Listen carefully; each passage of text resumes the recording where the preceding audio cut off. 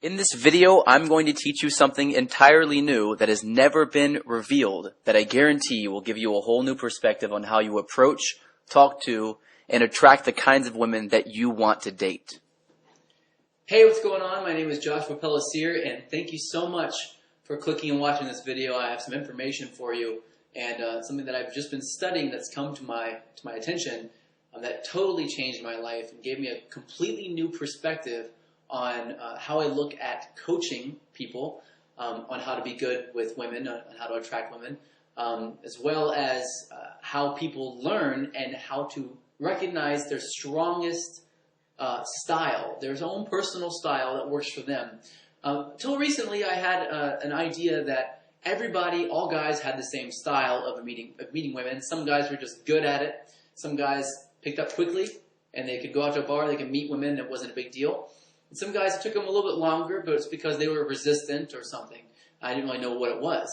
Well, it turns out through studying a lot of psychology since I've created that curriculum and I've taught it, that that's not entirely true. I'm not saying that everything I've ever taught until now is a lie. Of course it's not, but it's only about 1/4 of what I should have been teaching. And now that I've learned this new concept, this new idea, and created a new curriculum for that idea, I have completely rewritten everything that I've done, and it changed everything for me. And I want to give that to you right now and help you figure out what your strengths are so that you can work toward your strengths. So it turns out that there are major components to deciding whether or not you're going to be able to meet women in a bar atmosphere at nighttime easily. If you're one of those guys that has tried over and over again, all these different styles of learning, all these different styles of techniques of how to meet women, how to build attraction, and you have not just been able to get it, hasn't really clicked for you, it doesn't really feel right. Maybe it works every once in a while, but even when it does, it doesn't really feel right to you. Or if you're a guy who, you go out, you try, you meet women, it's fine, actually, you're doing okay, but you sort of hit a glass ceiling where you can't really get past it. It's like, I can go out and I can meet women, maybe I can get a telephone number or two every once in a while, or maybe often, and I just can't really seem to bring them to the date, to get them to that point where, I can go out on a date with them, I can hang out with them, I can connect with them, and I just can't really seem to do that very well. If either of those two things are true for you, then listen up very carefully, because I'm going to explain to you exactly why it is that is the case, and I'm going to explain to you what you can do in order to cultivate, to help you get yourself to the next level and finally pass that glass ceiling, as we call it, as well. So I have a program called Hacking Attraction. This is the first sort of time I've revealed this to the public, that there is something out there, there is something that decides whether or not you will be good with women or you won't be good with women. And it really has to do with your personality type.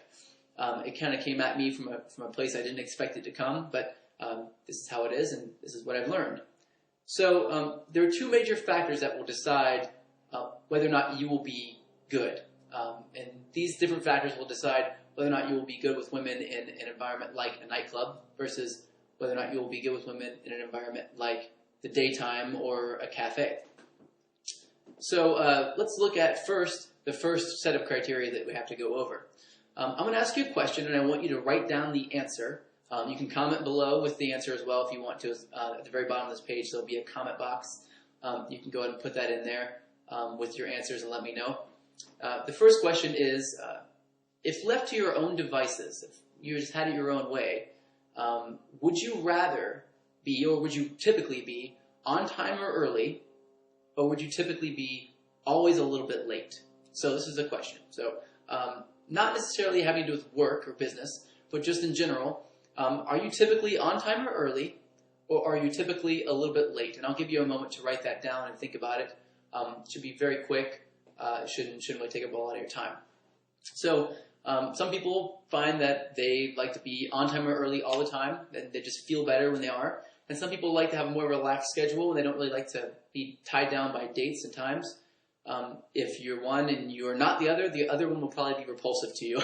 So, for example, I like to be a little bit late all the time, and the thought of having to be on time for every situation really just makes me not feel right. You may be the other way around, which is really important for you to know that. The next thing I want to ask is kind of a strange question, and this one I want you to take your time with, and I want you to really think about. I'm going to have two objects here. These are pens, and I want to hold them up. Hopefully you can see them okay. And I want you to basically compare these two pens. I'll just step a little bit closer so you can see them. And just look at them for a little bit and write down the comparison and what you see for these two pens. Go ahead and do it. Whatever comes to mind, just go ahead and write down.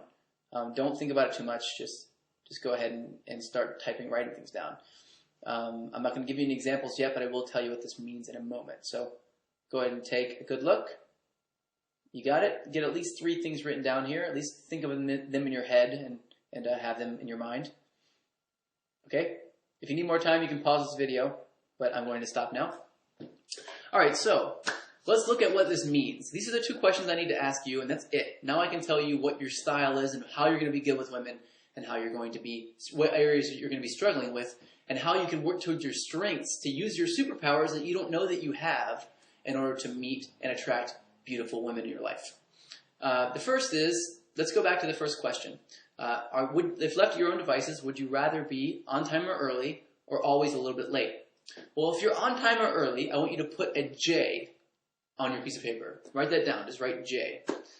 J's are judger types. They're people who like to be on time or early, like a schedule. They also like things that outside of them to be in order and familiar.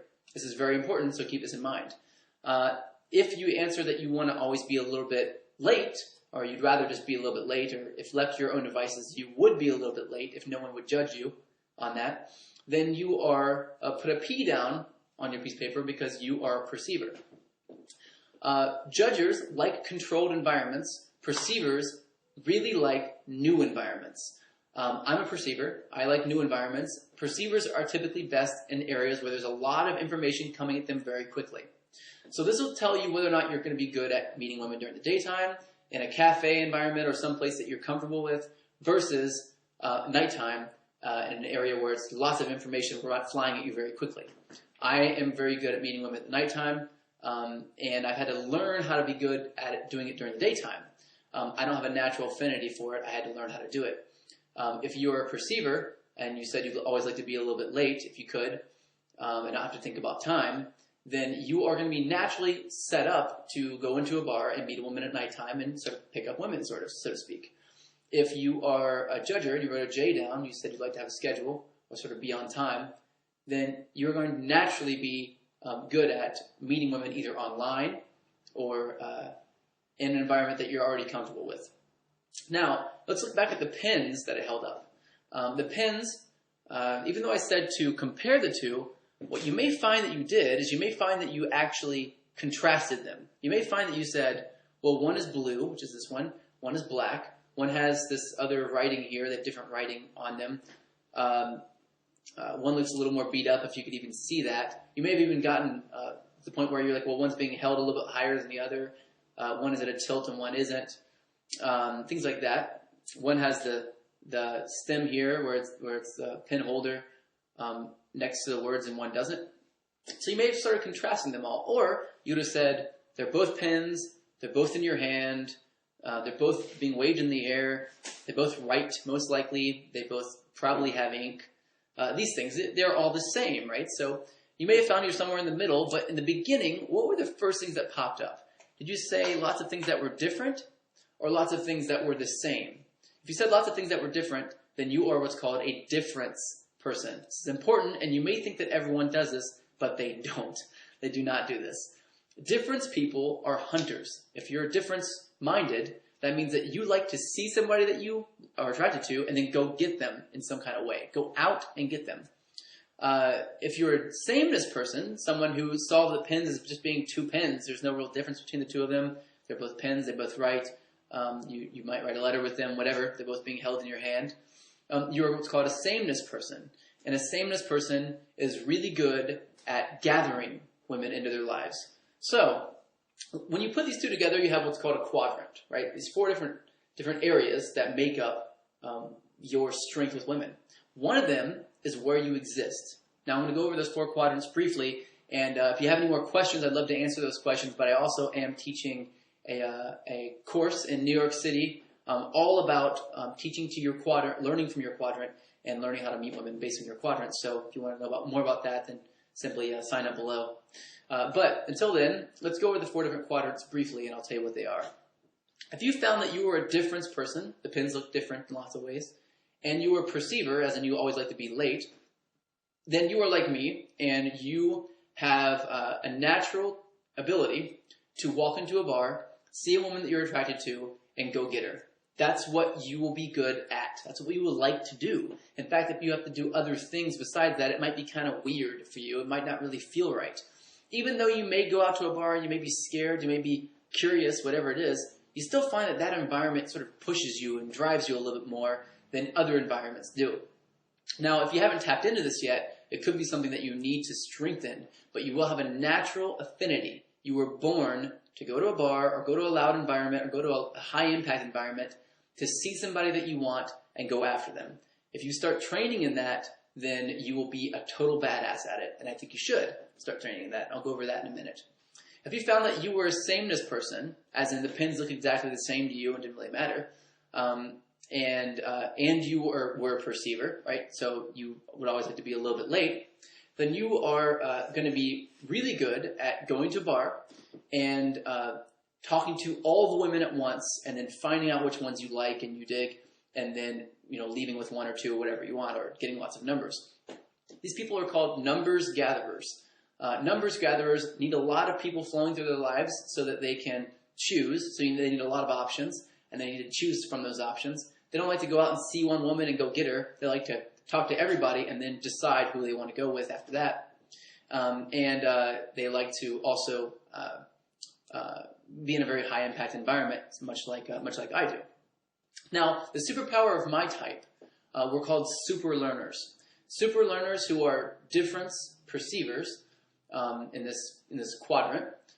They are very, very good at taking in lots of information and learning from their mistakes very, very quickly. If you're a super learner, that means that you can maybe make a mistake twice and you can move on to the next level. It's one of the superpowers that we have, right? And if you know how to do that, you should really learn that style and make a lot of rapid mistakes. That way you can grow faster. And you can also, of course, when you're meeting women, you want to use this to your advantage, and it changes your body language. Everything changes when you know this about yourself. You have to live into that type, into that strength of yours. If you're the opposite over here on the other end, if you're a sameness perceiver, you're a numbers gatherer, then you have the ability to frame women, right? So we look at this like these guys are extremely skilled. They go out, they try something a whole lot over and over and over and over and over again. They're called super skilled men. They're called the super skilled. And so basically what you do is you go out, you meet a woman, you meet another woman, another one, another one, another one, and you eventually see patterns over time. Now, because you see these patterns, you develop really powerful skills that are extremely, extremely acute and powerful.